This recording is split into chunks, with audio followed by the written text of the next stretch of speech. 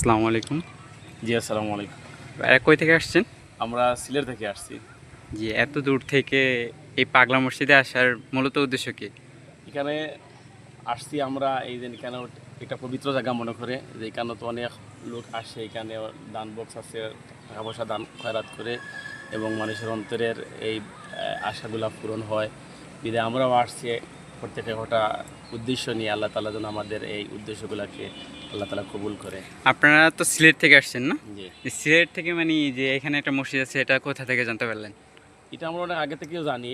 এটা তো মুঘল সম্রাটের সময় এই মসজিদটা নির্মিত হয়েছে এবং আমরা এই যে গুগলে সার্চ করে এখানের সব কিছু ডিটেলস সব নিয়ে আমরা এখানে চলে আসছি।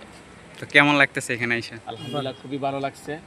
আর দেখলাম, ঘুরলাম, নামাজ পড়লাম, দোয়া দুরূদ করলাম, দান খয়রাত করলাম, ভালো লাগছে আলহামদুলিল্লাহ। আচ্ছা।